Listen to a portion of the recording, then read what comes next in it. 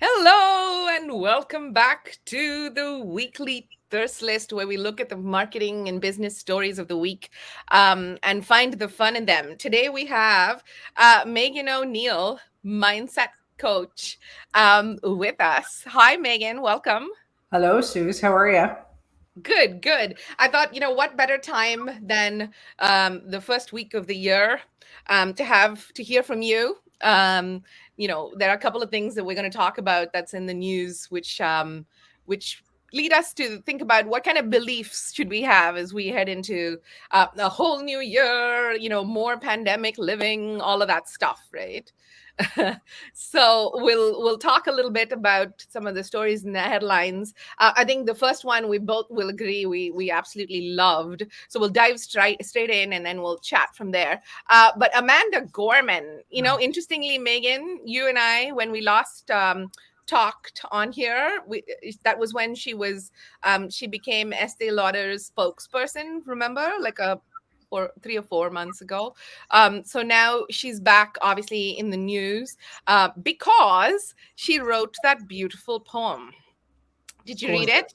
Yep, it's It's gorgeous. absolutely, absolutely beautiful. And, here the lyrics of the poem itself are here. And there are some sections for those who are actually watching as opposed to listening that really stood out for me. And I was reading like one little verse to Megan earlier, which said, "What was cursed, we will cure, and what was plagued, we will prove pure."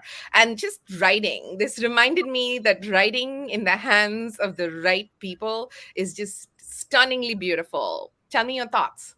Well, you know what? When you sent that to me yesterday, I went on Instagram, of course, and started following her. And I'm not a big Instagram person. I'm on for business, but I sent it to my kids, and I said, can you follow and explained who she was to my daughter. So for me, this is just listening to her voice, listening to her read. Hmm. Actually prefer to listen to her than It's read it. beautiful. And you know what? You're go For on. the kids, for the teens, they're not probably going to read. Let's be honest. I mean, how often are they Hmm. reading? But they will listen and watch her video. So this is Yes. wonderful to have this level of poetry on mass media or on social media like Instagram. It's delightful. It's beautifully produced as well, Yeah. and she's reading it herself and signing through the whole thing as you would expect. And like it's a really wonderful story. She actually wrote this earlier in December,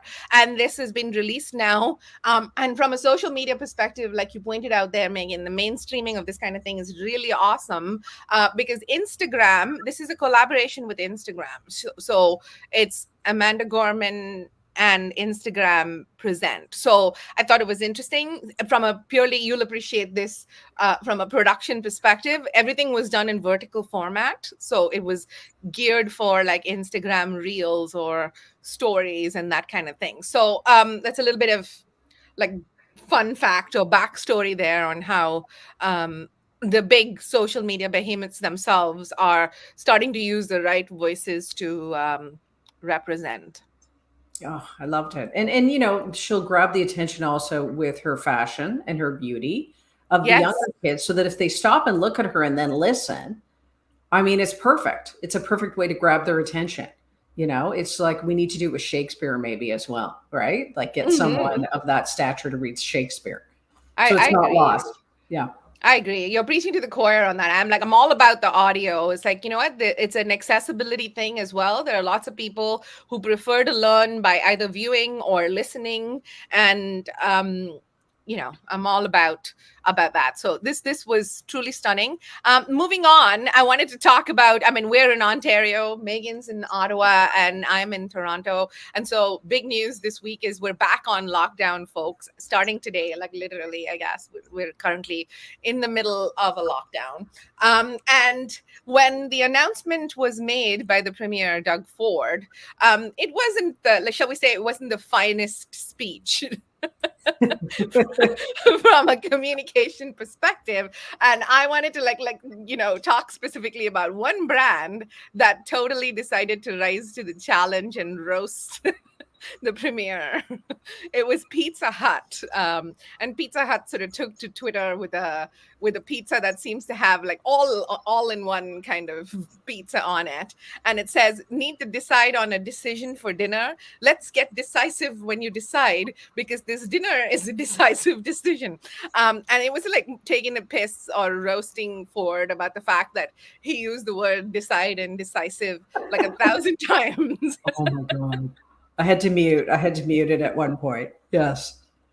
This is why I watch nothing live anymore, Megan. I'll watch it later and speed through it because I can't stand the angst of it. It's like it's too much for me. But from a from a news jacking perspective, which is like you jump on a news moment and you have some fun with it, or you have a commentary on it. I think brands are seriously excelling at it. And, fast food brands more so because they just have wider consumer reach, right? So watching a brand like Pizza Hut, which is old and staid, and you figured they were probably done with their clever work by now.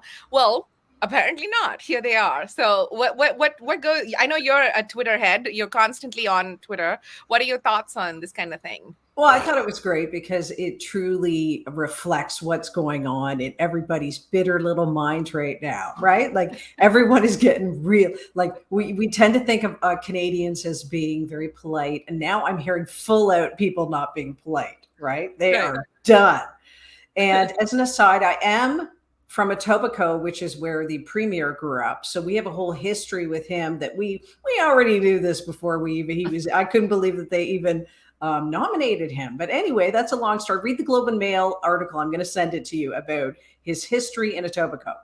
But I thought it was perfect. It was perfect. It encapsulated everybody's mindset right now and listening to it and just going, not again.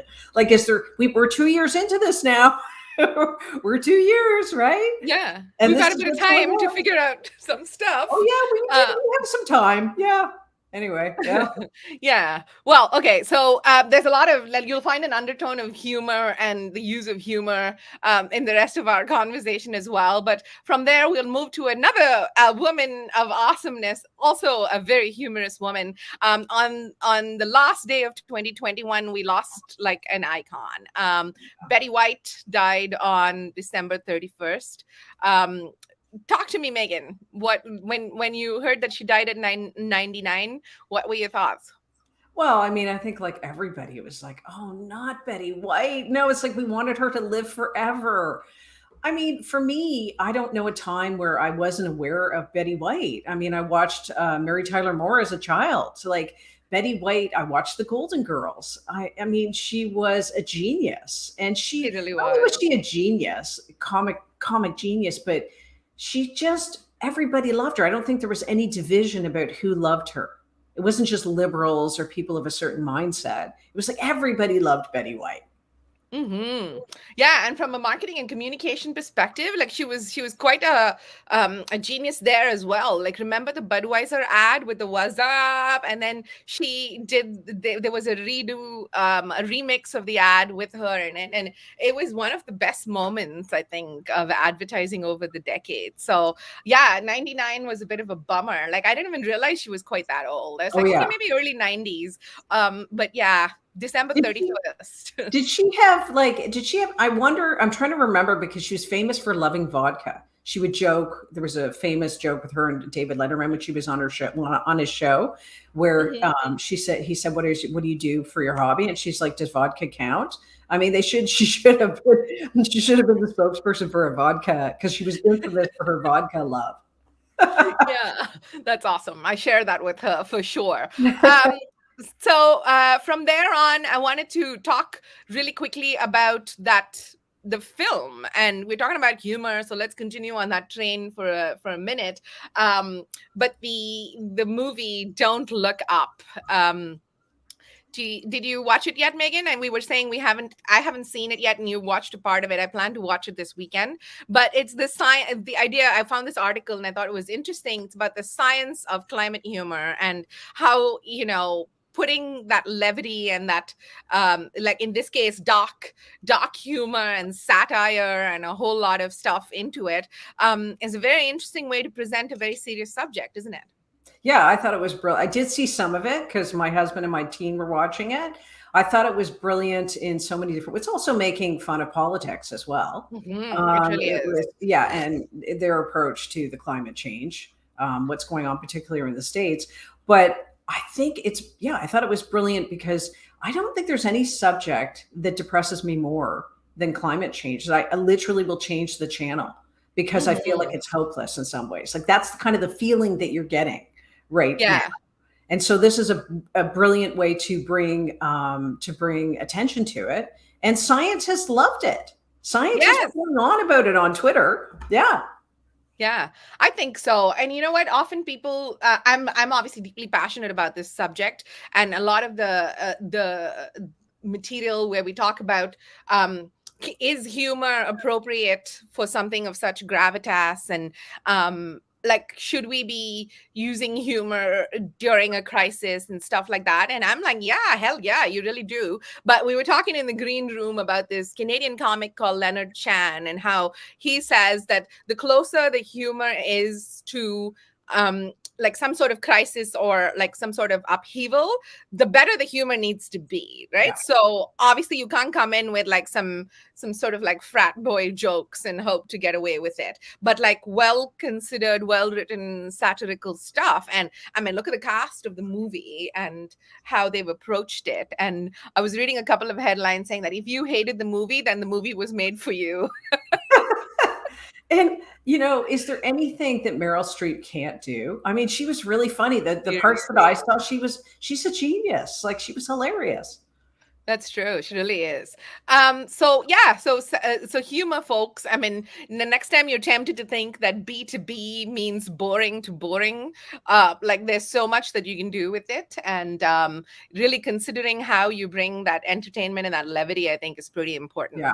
Yeah. Um, so from there, let's move to technology. The start of the new year is always like, oh yay, so many products, new stuff that we can all buy, and new gizmos and gadgets and such like stuff. And I think, I'd be curious to hear from you about this, but I think as small businesses, we're on the cutting edge of a lot of this, right? Like if you look at all of our equipment and all of our stuff that we do in our virtual work, we're pretty solid. Like we're so far ahead of like the larger organizations when it comes to our adoption of tech, that I think it's worth sort of keeping an eye on what's out there and how it might improve your life. So this one in particular I thought it was interesting because it's a new take on headphones. It's been a while since like earphones have been really properly updated, and I think much as I love my AirPods and I use them all the time, this particular thing is like a little sound bar, and it works by Bluetooth. So you can connect to the sound bar and the sound goes directly into your ear. So some people might find like that freaks me out. How does it go directly into my ear? But I think it's pretty cool. What are your thoughts, Megan? Oh, well, I think I was one of the first people to buy the original AirPods and I didn't like them. So I never bought another pair. Mm, And I now I have two, but they're always too big for my ears. So it yeah, gets sore. So for me, this is the perfect solution. love I love it. it. I'm not scared of that Mhm. technology. I'll tell you that. Yeah, and I think for many of us, like I said, as small businesses, I mean, I know many of your clients are small businesses, so are mine, and we're always like in that place where we're like, oh, new things, how do we upgrade? Like, a large company might hang around waiting for 2 or 3 months before somebody gets new equipment. That's not us, right? Like, and you were talking about the iPhone. What were you saying, Megan? That was very cool the way you put it. Well, if you think about it, a billionaire has the same, he might have the top end or she might have the top end iPhone, but it's accessible to us. And look what we can do. So my teens were saying to my husband, who is not he was a regular, I call a normal person because he works in the 9 to 5 world. He doesn't have the same relationship with technology at all. And so they were like, Right. Dad, get an iPhone. But I think that also because we are, yeah, the small business people, I think we embrace technology because we don't have time and you just want to get this sucker done. And if this is going to make it easier and you can get rid of it or whatever, then I think that's the reason why we embrace technology. So I got onto Zoom in like 2016 because my mom was sick and I had to be at home with her. And I started working with my clients almost exclusively on Zoom back in 2016 because it made my life easier. Yeah, yeah. Cool. Now this one I'm really keen to get your thoughts on because it's all about mindset. This is a book, and I'll tell you the name of the book in a second. The name of the book is The Five Lost Superpowers, and it's co-authored by a few people. But heading into the new year, Megan, I wanted to talk about some of these superpowers, and just for for the people as they listen, the superpowers themselves are curiosity, authenticity, resilience, compassion, and playfulness, right? And sometimes when you hear these words, you're like, they're all sort of trite and overused and the source of many headlines over the course of the year.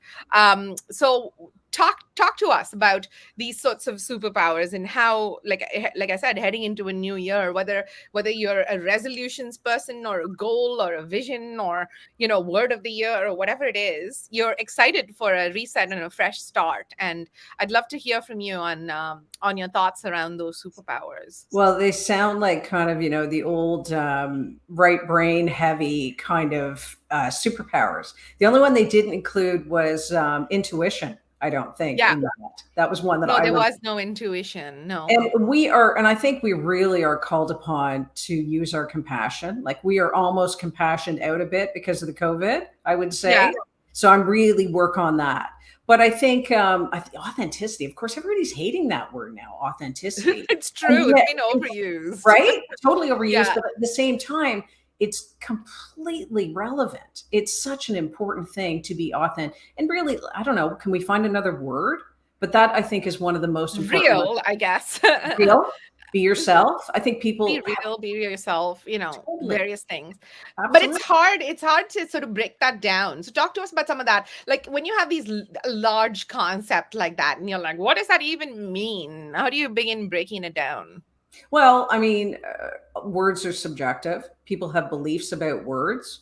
So they might think authentic. I don't know what people think. I personally am not triggered by authenticity, but I know a lot of people were. Just like remember Hmm. when you have to pivot. Remember how many people were like Pivot. reading pivot in 2020 because everyone kept using it. They were like, Yeah, yeah. never mind about the pivot. But words are subjective. We have beliefs that fuel what we think, or it's like names. I was saying, oh, I don't really like that name the other day to my husband, but it's just because there's something about that reminds me of someone else. So yeah, but in terms of all the, I loved the superpower words that they identified. I think they're extremely valuable. And Yeah, I think curiosity was one of my oh yeah, favorite ones because we talk about curiosity all the time, and it's easy enough to get like hung up on things like research in the marketing right, field and right. be like, oh, research is such a dry, boring, hard sounding thing to do. But at the root of all research is curiosity. It's like, Yeah. how do you do this? And what can you teach me? And I think just tapping into those like human words as opposed to these very like business words, I think you can connect better with the emotion under it. Well, and if you when you scroll down, the last one was playfulness. Yes, the last And one was and playfulness. I was sort of thinking about that in terms of the more traditional world. Like how would you define that word? And I think you and I were talking about it being maybe a sense of humor. Like trying, Yes, so for me, I always try and find the fun in everything. Even when I I was a agree. little kid in school and it was the most boring subject, somehow I would try, and I always give this advice to my kids, try and find the fun in it. Where's the fun? How can you have fun? I mean, what is life without having fun? Which is one of Right. my core beliefs, my values is fun, having fun. This is important to me. I agree. So talk to us about core beliefs. Like I mean, before we let you go, as we head into this year, like what is your advice? What should we be thinking about? Like, what is the headspace that you're seeing? Is there something we should be watching out for or, you know, Well, as concerns? What are you thinking? I'm a little bit concerned about losing compassion because that Hmm. truly is the superpower of all time. So don't beat yourself up if you find yourself not feeling compassionate toward people when you're reading things, because I get it. But I think going in, I think we once again going back to fun. this is a tough situation that we're going through right now. But I do think, as always, with any sort of tough situation, there's something else. There's a flip side of it. There's always something that when people go through tough times, there's always something that's activated within them as well, for the yin and the yang. Do you know what I mean? Yes, the balance So of it all. I think one of the things that I found in this era of being locked up in the last while, like the last Christmas sort of thing, is going, oh, I can take out my china and take out all of my stuff that I stuffed away for 10 years. I can just enjoy what I have and really have fun with things that I haven't taken out in 10 years. And then maybe that's a good book. Maybe it's reading that classic or whatever that you haven't put on the shelf like 10 years ago that you've been meaning to read. Right? Like, That's such a good point. One of the pieces of advice that you gave me earlier in 2021 was find ways to upgrade your life with what you have right now, right? Like, I mean, even if it's like, often one of the resistances we'll hear, whether on the personal or business level, is like, I don't have the budget for that, or I don't have the money for that. And it's, again, what you were saying is like, can you take it out of somewhere else and use it for this, if this is what, is going to bring you some joy or bring you some, like fun, like you said. So that's, I think, really worth thinking about. That's a great little idea to take through into the rest of the year. Have some fun. Thank you for joining, Megan. Great way to start the year and get back to programming. Follow Megan on LinkedIn, folks. She's a treasure. Thank you, Susan. Bye. Bye.